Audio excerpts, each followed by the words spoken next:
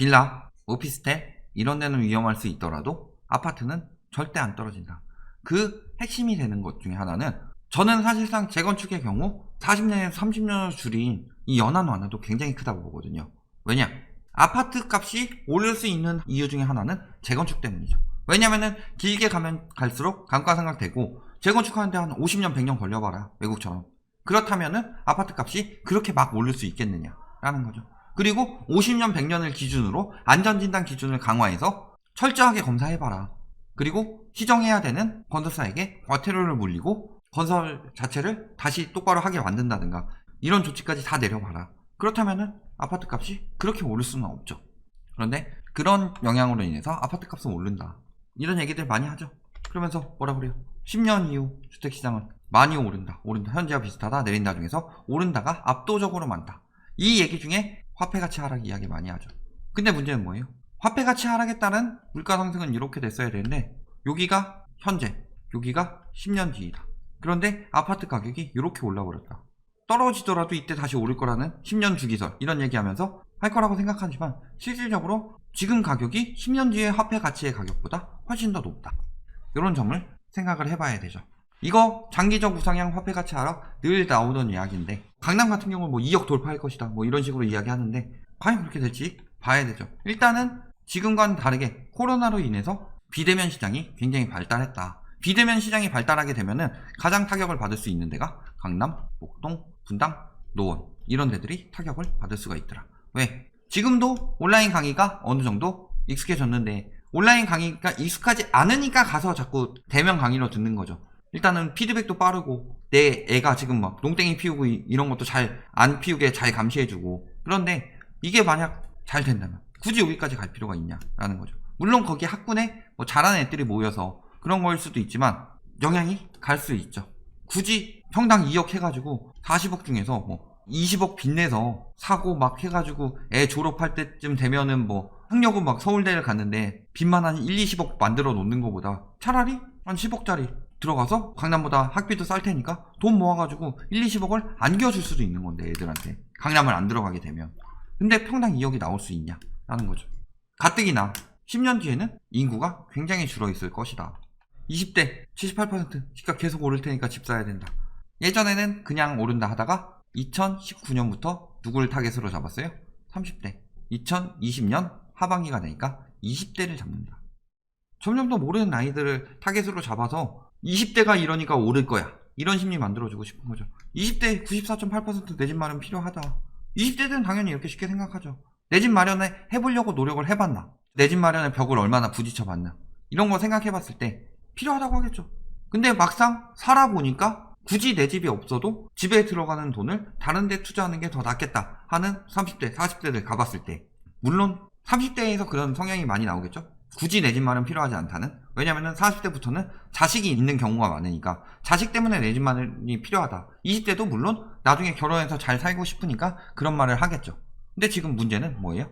집값 때문에 출산율이 안 나오고 있는데, 집값 때문에 얼마나 많은 소비가 억제되고 비소비 지출이 늘어나는데, 이런 부분 생각해 봤을 때 얘기가 나오는 거죠.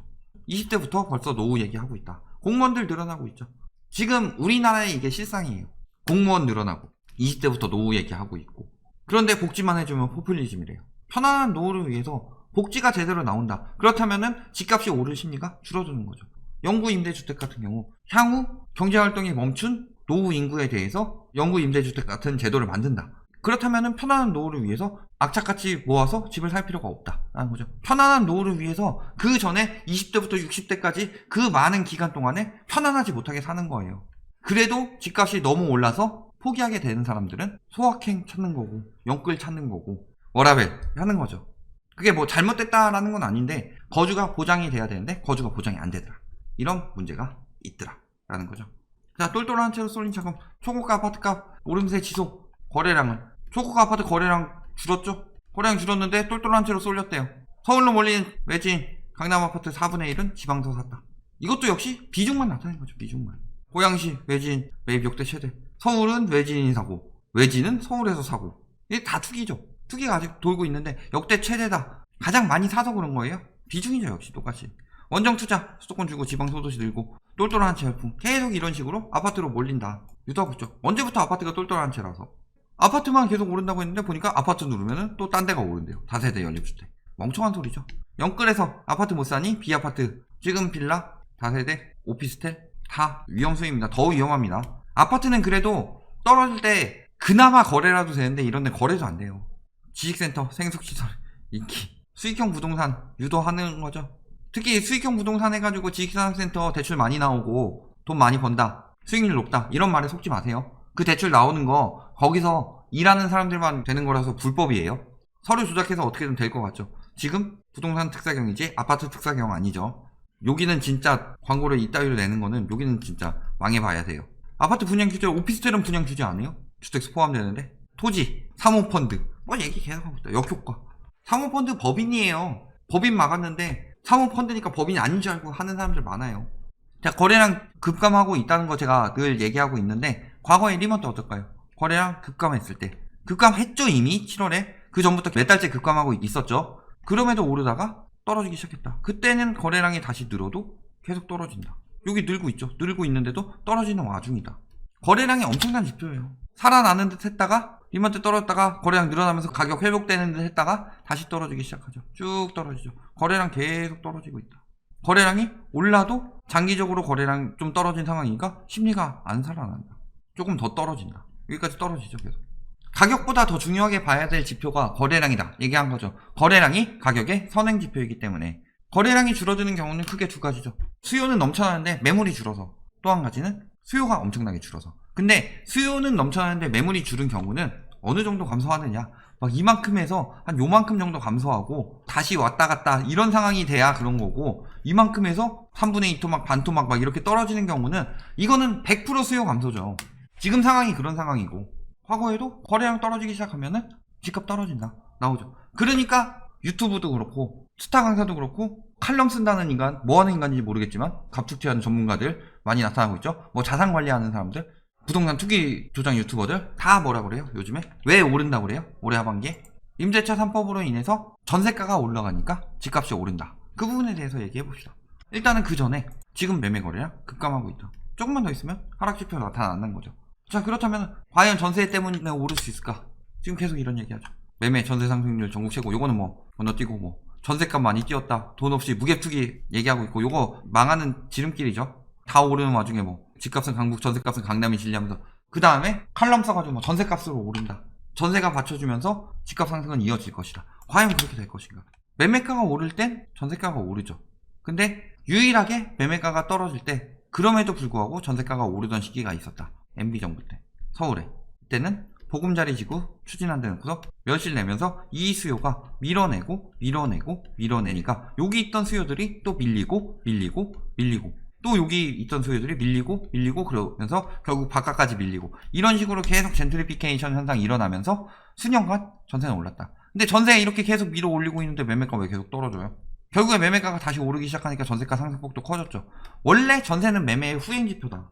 MB정부 때만 특별하게 보금자리 그거 만든다고 해서 멸실 많이 냈다. 문제는 그 다음에 공급이 들어와야 되는데 한다 했다가 다 취소해버렸죠. 그러니까 처음에 멸실나서 밀린 수요들로 인해서 계속 밀리기만 하고 공급은 안 들어왔다.